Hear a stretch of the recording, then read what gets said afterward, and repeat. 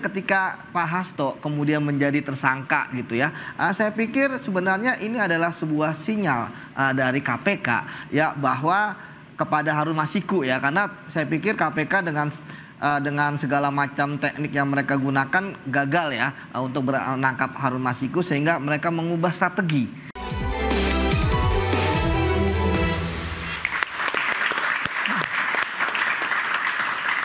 Kembali diinterupsi, saya ke Mas Guntur. Mas Guntur, kalau Pak Hasto ditahan, Bu Mega akan menggeruduk KPK?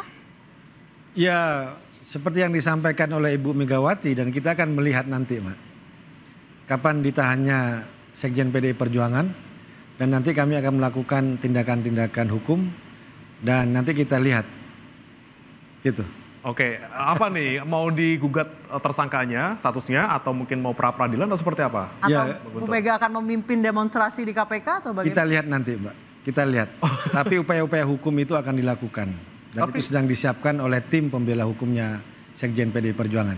Oke, tapi kalau untuk posisi Pak Hasto berarti masih Sekjen sampai sekarang? Ya, sampai saat ini beliau masih Sekjen PDI Perjuangan. Hari ini juga masih memimpin rapat konsolidasi struktur partai dari DPC, DPD. Karena kan kami juga pada bulan Januari akan ulang tahun, kemudian juga tahun depan juga akan ada kongres, jadi beliau masih menjalankan fungsi kesekjenan gitu. Baik, saya ke Mas Agung. Mas Agung, ini ketika PDIP kemudian sekjennya dijadikan tersangka, ini apakah ada upaya di balik sana untuk menggoyahkan PDIP jelang Rakernas? Atau balas dendam pasca pemecatan?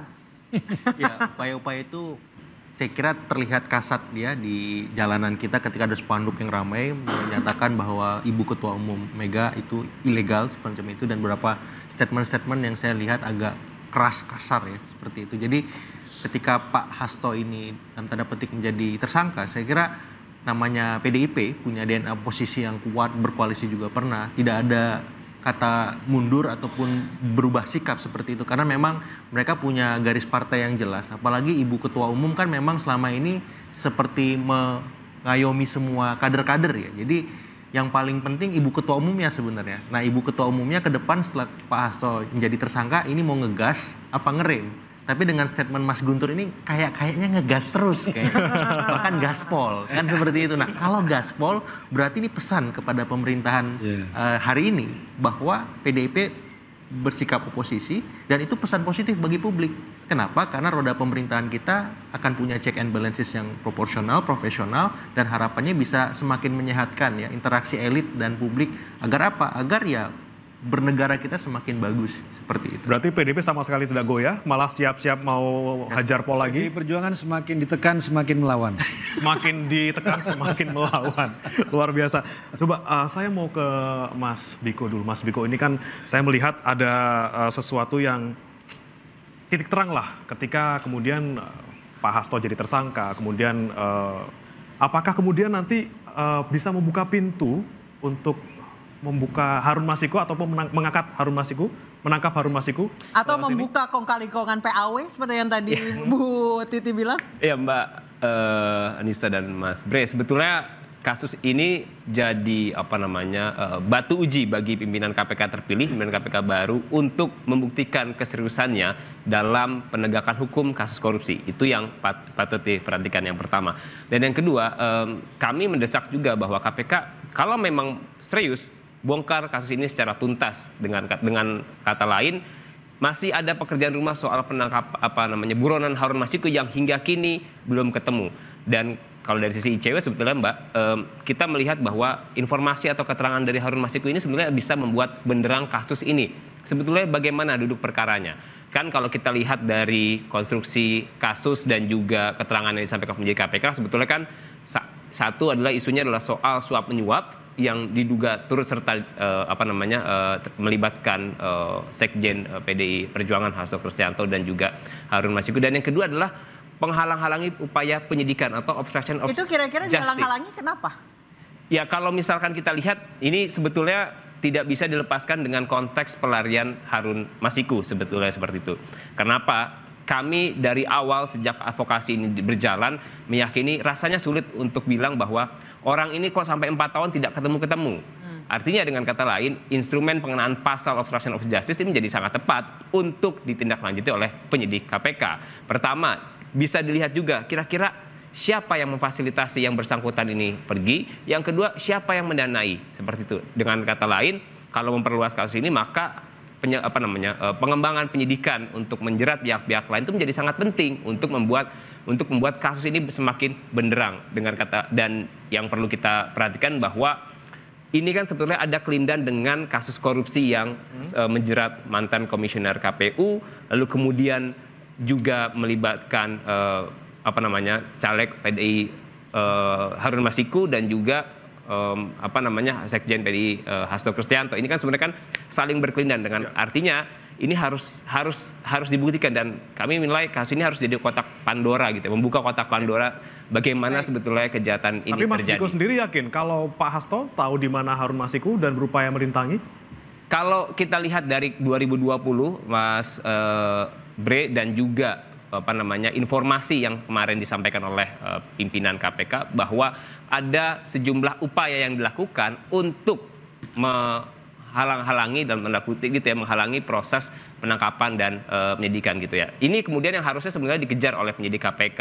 Okay. Ada informasi soal misalnya yang beredar tenggelamkan saja handphonenya seperti itu. Lalu kemudian ada upaya yang lain yang disampaikan bahwa ya sudah ini tolong dalam tanda kutip digeser dulu, dialihkan dengan berbagai macam peristiwa. Nah ini sebenarnya kan berbagai macam peristiwa yang kalau dalam konteks penegakan hukum kasus korupsi di Undang-Undang Tipikor itu sebenarnya ada bahwa barang siapa yang dengan sengaja melakukan upaya perintangan penyidikan maka yang bersangkutan bisa dijerat, dan KPK itu punya pengalaman untuk menjerat pasal pidana obstruction of justice seperti itu. Saya ke Mas Yudi. Mas Yudi, sebenarnya Harun Masiku itu pernah kedeteksi apa nggak sama sekali, atau pernah kedeteksi tapi disuruh pergi aja gitu? Ya kan kedeteksi kan terakhir kita lihat itu kan yang viral.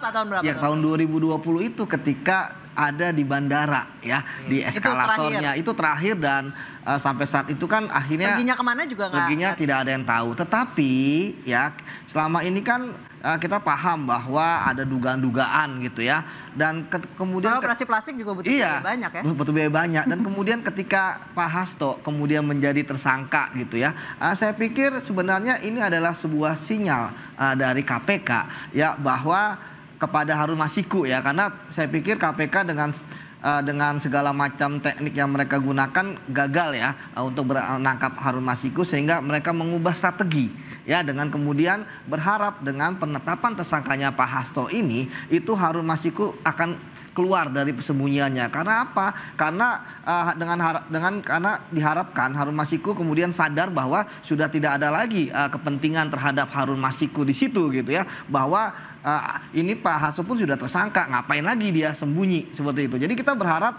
dalam waktu dekat ya Harun Masiku bisa ditangkap oleh penyidik ataupun dia menyerahkan diri kepada KPK, sehingga sebenarnya kasusnya akan terang benderang. Karena ketika Harun Masiku pun keluar, dia bisa jadi dua sisi. Yang satu bisa membenarkan omong kosong saya, Pak. Ya, itu omong kosong itu. Silakan, Bang Guntur. Omong kosong kaitan antara persembunyian Harun Masiku dengan Hasto Kristianto. Karena apa untungnya Hasto Kristianto menyembunyikan atau terlibat dalam penyuapan kasus Harun Masiku? DPP Perjuangan sudah menerbitkan surat berdasarkan juga fatwa MA dan sudah menyampaikan kepada KPU. Apa tujuannya lagi menyuap ya, kalau Sekjen PDI Perjuangan sampai lebih jauh melakukan penyuapan? Apa kepentingannya? Gitu kan? Jawabannya itu, apa kepentingannya? Dan berapa kerugian negara dalam kasus ini? Ya, kita sudah lihat Pak Hasto kan menjadi tersangka. Yang itu adalah proses hukum, sistem peradilan pidana yang ada di negeri kita. Masalah ada politisasi dan sebagainya silakan saja. Toh KPK juga selama ini kita tahu sudah banyak menangani kita kasus pertanyakan korupsi sekarang politisi. Di mana Harun Masiku? Nah, Rosa itu masih di KPK. Katanya dipantau, katanya ada, katanya seminggu lagi mau ditangkap. Buktinya apa? Kan masih penyidik Rosa kan masih di KPK. Mana Harun Masiku gitu loh.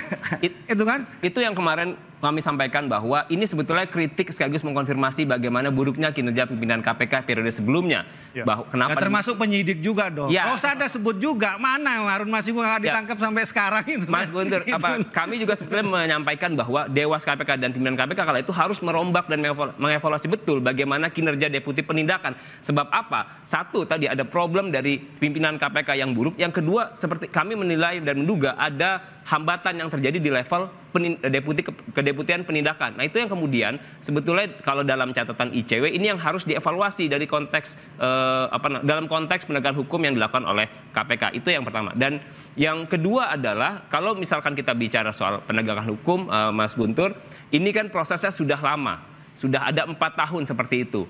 Dan kalau menambahkan apa yang disampaikan oleh Mas Yudi, tentu muatan yang kuat gitu ya tadi ya. Pasal yang dikenakan adalah turut serta melakukan upaya suap gitu dan juga upaya perintangan penyidikan. Nah ini yang kemudian kalau lihat dari fakta-fakta, dari informasi maksud saya yang disampaikan oleh pimpinan KPK, sebetulnya kan ini kan mengarah ke arah sana. Maka bagi ICW ketika kasus ini kemarin sudah naik ke level penyidikan, segeralah naikkan status kasus ini ke level persidangan. Supaya apa? Supaya semakin jelas kalau memang kita membuktikan bahwa kasus ini sebetulnya sudah alat buktinya sudah cukup gitu ya. Dan ini kan kalau kita tadi saya sempat sampaikan di awal, prosesnya sudah lama dan sebenarnya alat bukti sebenarnya sudah ada nih. Yang jadi persoalan adalah kenapa ini kemudian baru saat dikeluarkan di periode sekarang. Itu yang kemudian kita kritik ketika itu sejauh bagaimana komitmen pimpinan KPK di era Firly Bahuri. Oke, kita akan bahas sebenarnya seperti apa yang sebenarnya menjadi sumbatan di KPK. Kita akan bahas usai jeda, tetap di Interupsi.